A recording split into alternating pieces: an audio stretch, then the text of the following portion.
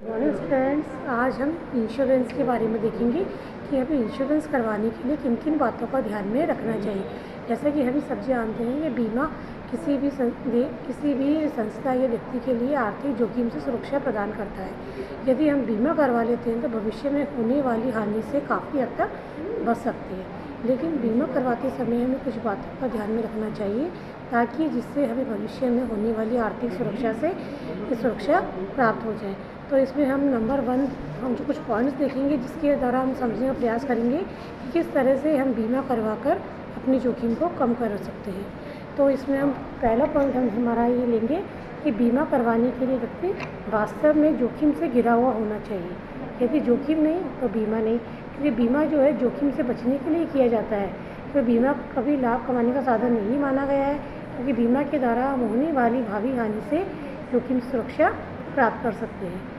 दूसरी बात हमें जो ध्यान रखनी है वो सबसे ज़रूरी बात यह है कि जोखिम कैसी होनी चाहिए, महत्वपूर्ण होनी चाहिए। यदि जोखिम बहुत कम है तो बीमा कंपनी बीमा करने से इनकार कर देगी। कहने का आशय है कि जोखिम अधिक महत्वपूर्ण होनी चाहिए।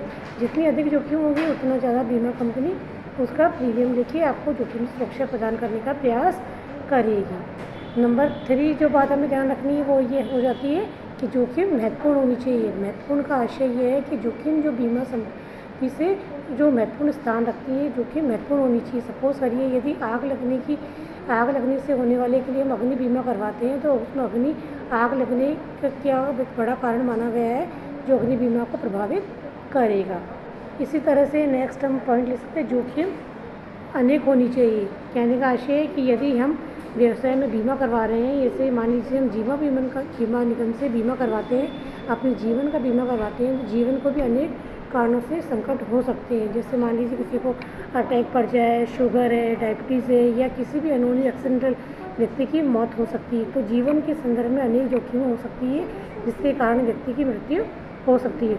तो इस तरह से जीवन बीमा में व्यक्ति अनेक जोखिमें हो सकती है। अगला बिंदु है हमारा हानि निश्चित होना, यानी कि जो बीमा हम करवाते हैं तो बीमा के लिए जो जोखिम हमने उसमें उत्पन्न होने वाली है उससे जो हमें हानि होने की संभावना है उसको हम काउंट कर सकें। इसमें काउंटेबल होनी चाहिए, उसकी निश्चितता की जा सके ताकि भविष्य में जोखिम होने पर हम उसका मूल्यांकन करके क्षति की प्राप्ति कर पाएँ। नेक्स्ट हम बात जो देखेंगे कि जो हानि हमें होने वाली है वो बीमित के नियंत्रण से बाहर होनी चाहिए। यदि हानि की संभावना बीमित के नियंत्रण के बाहर होगी तभी हमारा बीमा का योगदान वहाँ माना जाएगा। यदि हानि बीमित के नियंत्रण नहीं होगी तो उसे बीमा करवाने की कोई आवश्यकता वहाँ पर नहीं रह जाती। तो कहने का आशय है कि बीमा जब हम करवाते हैं तो हानि ऐसी होनी चाहिए जो व्यक्ति के नियंत्रण से बाहर हो। इसी तरह से हम देखें तो हानि जो हम काउंट करेंगे, हानि की मात्रा जो बड़ी होनी चाहिए। यदि सपोज़ करिए हानि बहुत कम होने की संभावना है तो बीमा करवाने का कोई औचित्य वहाँ नहीं रह जाता है। इसी तरह से जब हम बीमा करवाते हैं तो बीमा के लिए जो हम प्रीमियम भुगतान करते हैं तो उसका जो अमाउंट होता है वो निश्चित होना चाहिए।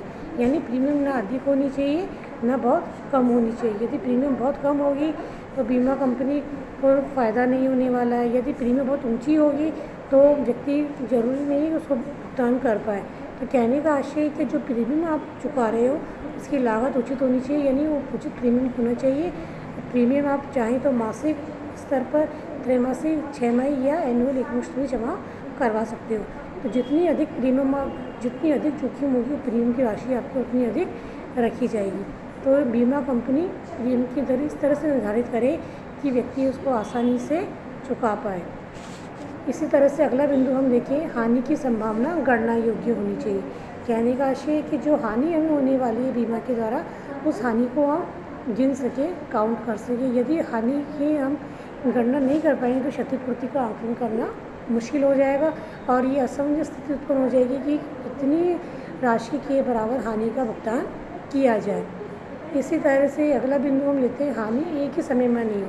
जैसा कि हमें पता है कि बीमा कंपनी जब बीमा करती है तो वो अपनी जेब से नहीं देती है, बल्कि विभिन्न व्यक्ति मिलकर अपनी एकाकी जोखिम कुछ व्यक्ति अपने कंधों पर लेते हैं। कहने का आशय बीमा कंपनी बीमा कोष का निर्माण करती है जिसके अंदर से यदि व्यक्ति को हानि होती है तो उस कोष में से बीमा धारक को उस क्षतिपूर्ति की जाती है।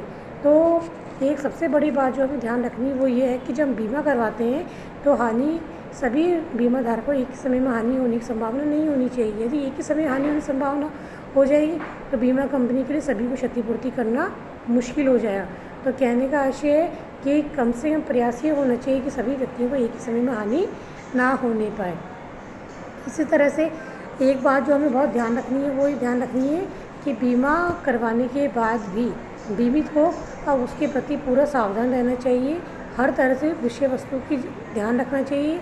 ऐसा नहीं है कि वो बीमा करवा के निश्चित हो जाए कि जैसे अग्नि बीमा आपने करवाया है तो आप उस पर बिल्कुल ध्यान देना छोड़ दें। आपको पूरी जिम्मेदारी से आपका दायित्व बनता है, नैतिक दायित्व बनता है कि बीमा करवाने के बाद भी आप विषय वस्तु को उतना ही ध्यान रखेंगे जितना कि आप पहले रखते थे।